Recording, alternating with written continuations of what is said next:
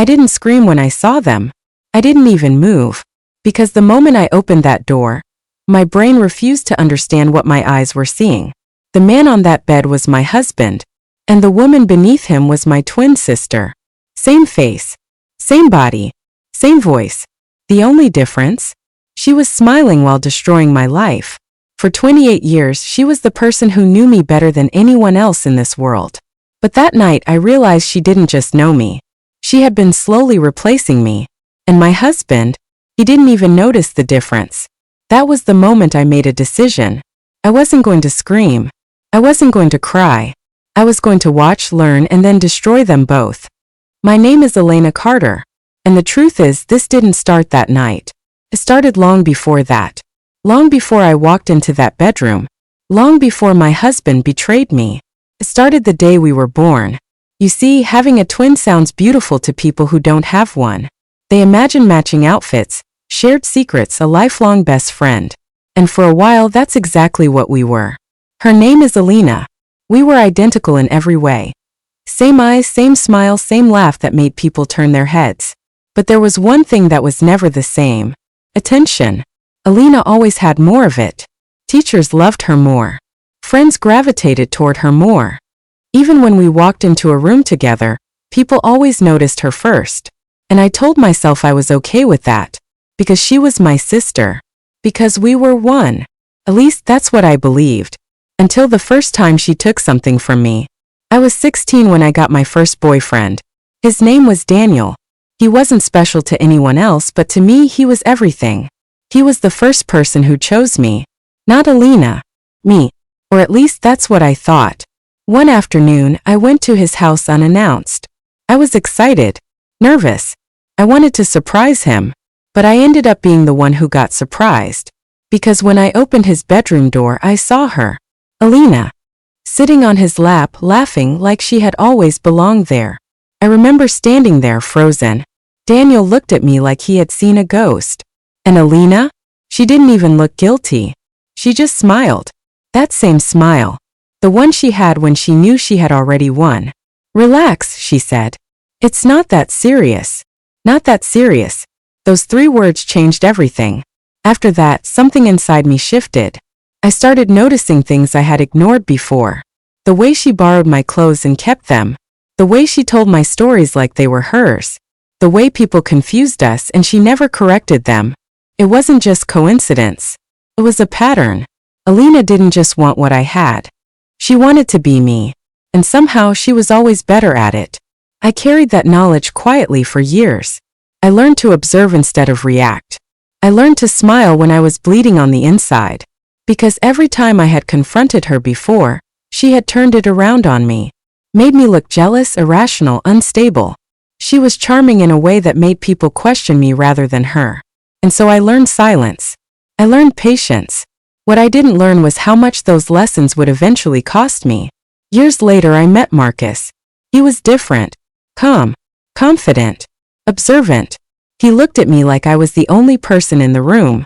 And for the first time in my life I felt chosen. Truly chosen. When I introduced him to Elena, I watched carefully.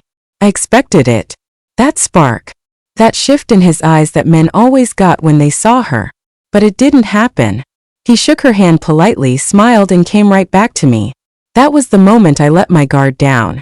That was my mistake.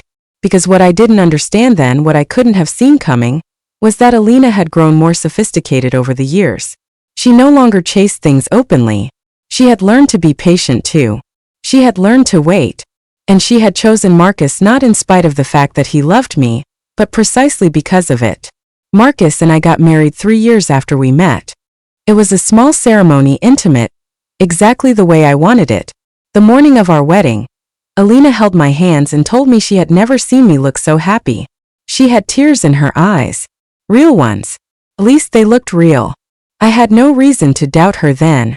I hugged her, and I whispered that she was the most important person in my life outside of Marcus. She squeezed my hands tighter and said, I know. I thought she meant it as love. I know now that she meant it as strategy. She knew exactly how much I trusted her. And she filed that trust away like a weapon she would use later, when the timing was right and when the damage would be impossible to undo. The first year of marriage was everything I had ever wanted. Marcus was attentive, consistent, present. He called me during his lunch breaks. He left notes on the kitchen counter. He remembered small things, the way I liked my coffee, the book I mentioned once and never brought up again, the name of my third-grade teacher that I told him during one late-night conversation we had early in our relationship. He was that kind of man. The kind who listened. And Alina was around often, which I welcomed. She and I had grown closer after my wedding, or so I believed. She would come for dinners, help me with the apartment when we were renovating, join us for holidays and family events. Marcus was always kind to her. Polite, warm but measured. I took that as a sign that I had finally won something she couldn't take. The first crack appeared about 14 months into our marriage. It was a Tuesday evening. I had come home early from work because a meeting had been canceled. Marcus was in the living room on a call. I walked in quietly, not wanting to interrupt, and I heard him say a name. He said Alina in that tone. The one that isn't professional. The one that's softer than it should be, more familiar than it needs to be. I stood in the hallway for a moment, not breathing. He finished the call quickly and came to find me in the kitchen. He kissed me on the cheek and said, "Hey, you're home early." I said yes. I asked who he was on the phone with. He said it was a work contact. I nodded. I made dinner. I did not sleep that night. I told myself I was being paranoid. I told myself that Alina had probably called to ask something harmless, maybe something related to a surprise she was planning for me, maybe a question about an upcoming event.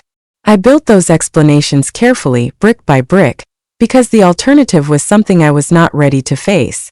But the seed had been planted. And once that kind of seed takes root, it does not stop growing. Over the following weeks, I began paying attention differently. I watched the way Marcus reacted when Alina's name came up in conversation. I watched the small pause before he answered questions about her. I watched the way he looked at his phone sometimes just briefly when he thought I wasn't looking. None of it was definitive. None of it was enough to confront. But all of it together was enough to keep me awake at night, staring at the ceiling, running through memories I now saw in a different light. Then came the night that changed everything. We were at a birthday dinner for Marcus's cousin. The restaurant was loud, full of people, the kind of evening where conversations overlap, and everyone is a little too comfortable. I had stepped away to use the restroom, and when I came back, I saw Marcus and Alina at the far end of the table, deep in what looked like a private conversation. They weren't touching. They weren't doing anything inappropriate. But there was something in the way they leaned toward each other, something in the quickness with which they pulled apart when they saw me coming, that turned my stomach to ice. I sat back down and smiled. I laughed at the right moments. I raised my glass when the toast was made. And the entire time I was watching them the way I had learned to watch Alina my whole life. Quietly, carefully, without showing a single thing on my face. A few weeks later, Marcus slipped. We were in bed, half asleep, and he reached over and tucked a strand of hair behind my ear. It was a gesture I loved.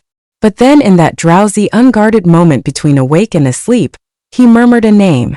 Not my name. He said, "Alina." Just once.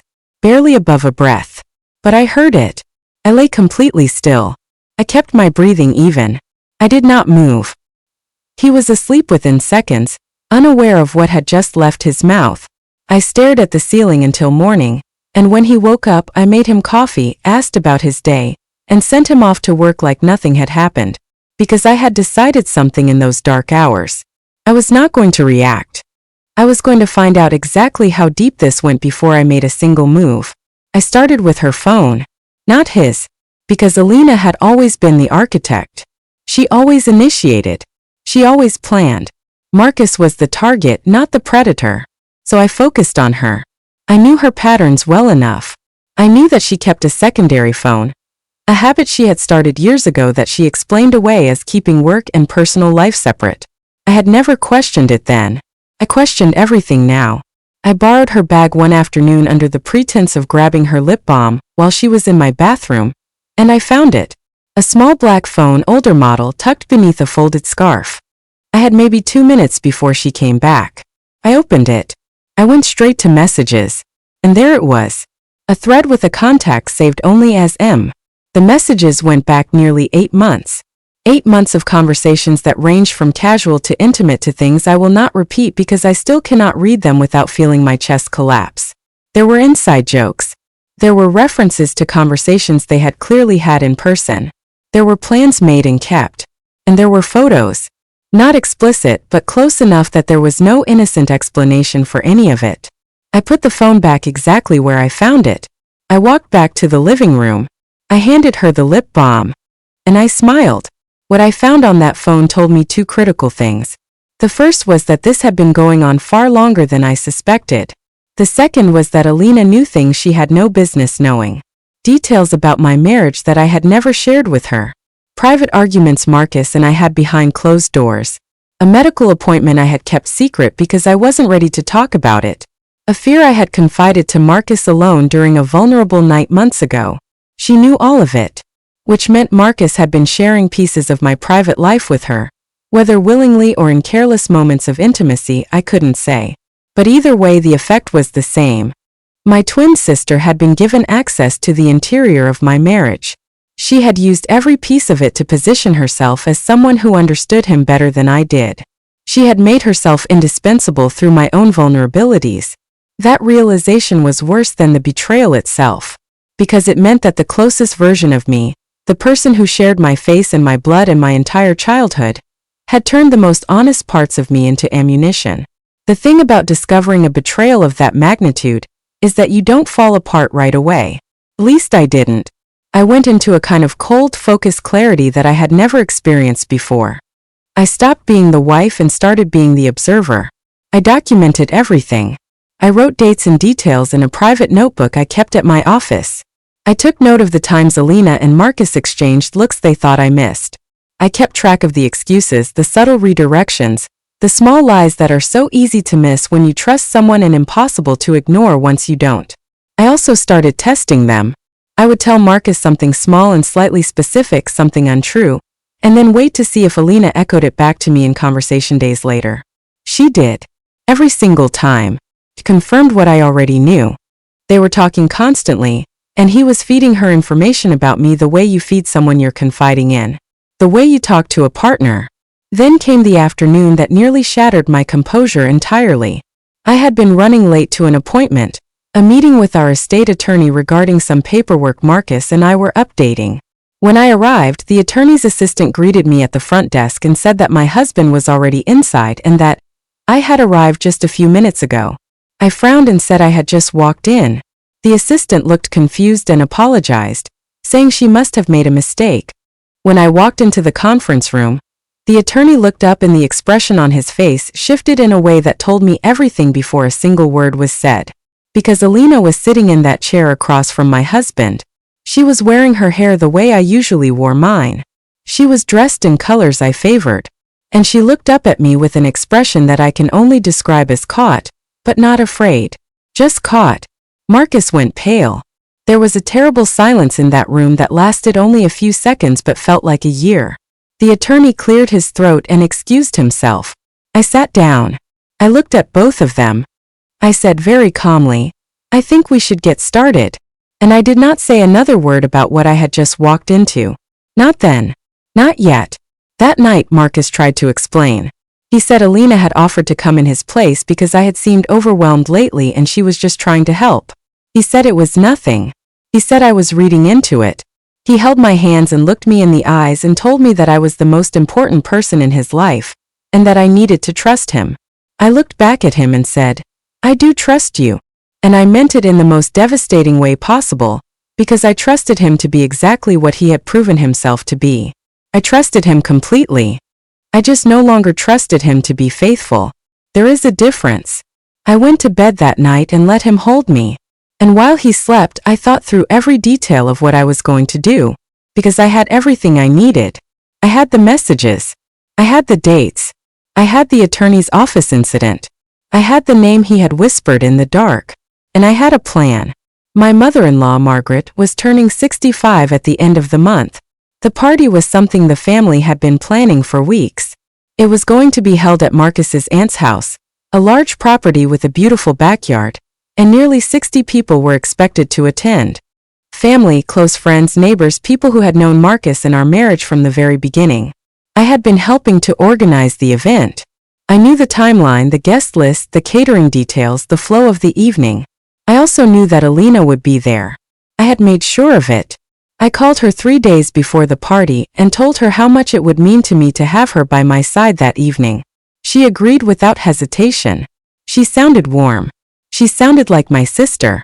The night of the party, I was composed in a way that surprised even me. I wore a dress I had bought specifically for that evening, deep navy fitted, the kind of dress that makes people look twice. I did my own hair and makeup. When Marcus saw me, he said I looked beautiful. I thanked him and touched his cheek and told him the same. Alina arrived about 40 minutes into the party. She was wearing red. She found me quickly, hugged me, told me I looked stunning. I hugged her back and told her I was so glad she came. I meant both of those things in ways she didn't understand yet. We moved through the party together for a while, talking to family members, laughing at the right moments, performing the version of sisterhood that everyone around us believed in. I watched her relax. That was what I needed. For her guard to come down completely. About an hour into the evening, Marcus's uncle called for everyone's attention to make the first toast of the night. 60 people gathered in the backyard, glasses raised, all eyes on the center of the lawn. I had prepared for this moment. I had a small Bluetooth speaker connected to my phone, placed near the outdoor sound system that the party had been using for music. I had already spoken to the cousin managing the music, told him I had prepared a short tribute video for Margaret, a slideshow with some personal photos. He had agreed to let me connect my device when the time came. He didn't know what the slideshow actually contained. After the uncle finished his toast, I stepped forward. I thanked everyone for coming. I said I wanted to share something special in honor of a woman who had welcomed me into her family with open arms. People smiled. Margaret teared up. Marcus stood off to the side, looking proud. Alina stood near the back of the group, wine glass in hand, comfortable, unsuspecting. And then I played the audio. Not all of it. I had edited it carefully. I chose the clips that were unambiguous, the ones where voices were clearest, where words left no room for interpretation. A little over 4 minutes of audio taken from recordings I had made over the past several weeks, using a small device I had placed in our living room. Conversations. Both of them. Marcus's voice. Alina's voice. Their laughter. Their plans. Their casual discussion of me in ways that made clear exactly what I was to both of them. An obstacle. Complication. The person in the way. I watched the crowd as it played. I watched the confusion on faces turn to understanding, turn to horror. I watched Margaret's expression collapse. I watched Marcus's cousin stop smiling. I watched family members exchange looks that said they were hearing what they thought they were hearing. And I watched Alina. I watched the color drain from her face in real time. I watched her hand tighten around the stem of her wine glass. I watched her look at Marcus and I watched him look at the ground.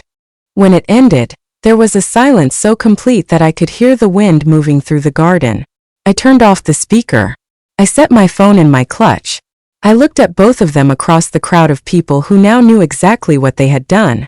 And I said, clearly, calmly, in a voice that did not shake even slightly, I filed for divorce yesterday. And Alina, you can keep the number you had him saved under. I won't be needing it. Then I walked over to Margaret, took her hands in mine, told her I was sorry that this had happened at her celebration, that she deserved better than this on her birthday, and that I would always love her regardless of what came next. She was crying. She pulled me in and held me. Then I picked up my bag, walked through the crowd, got into my car and drove away. I did not cry on the drive home. I had already done all of that. Weeks ago, alone in my office with the door closed, I had let myself feel all of it. The grief, the humiliation, the devastating loss of 2 people I had loved completely. I had given myself that time in private. And then I had sealed it away and gotten to work. Because the version of me that they had underestimated, the quiet one, the one who smiled and nodded and kept her pain invisible, was the most dangerous version. I had learned that from Alina herself. She taught me that patience was a form of power. She just never expected that I would use her own lesson against her. The divorce was processed. The apartment, which I had owned before we married, remained mine. Marcus moved out within 2 weeks. Alina tried to call me 7 times in the days that followed the party. I did not answer once. I have not spoken to her since. People have asked me since then whether I regret doing it publicly, whether I should have handled it more privately, more quietly, more like the person everyone expected me to be. And I always answer the same way. They chose to conduct their betrayal in the most intimate spaces of my life. In my home, in my bed, in conversations with my private thoughts woven through them. They were never private about it where it counted. The only thing they kept private was the part where they were supposed to feel ashamed. So no, I don't regret it. What I regret is the years I spent making myself smaller so that Alina could feel bigger. What I regret is the moments I silenced my own instincts because I wanted so badly to believe in the version of my marriage I had constructed. What I regret is that I ever let either of them see the softest parts of me, because they used every single one. But the version of me that walked out of that party? She was not soft. She was not small. She was not the one standing in the doorway frozen, unable to believe what she was seeing. She was the one who had already seen everything, planned everything, and waited until the moment was exactly right. I don't know what became of Marcus and Alina after that evening. I don't ask. I don't look. I have no interest in the story they built from the ruins of what they destroyed. What I know is my own story. And my story does not end in that bedroom doorway, paralyzed, silent, undone. My story ends with me walking out of a garden on a warm evening, head up, hands steady, with 60 witnesses to the moment I stopped being the woman they had counted on me to be. They thought they knew me. They thought that because they shared my face or shared my bed, they had access to all of me. But there are parts of a person that no one gets to own. Not a sister. Not a husband. Not someone who wears your face while stealing your life. Those parts belong only to you. And I took mine back.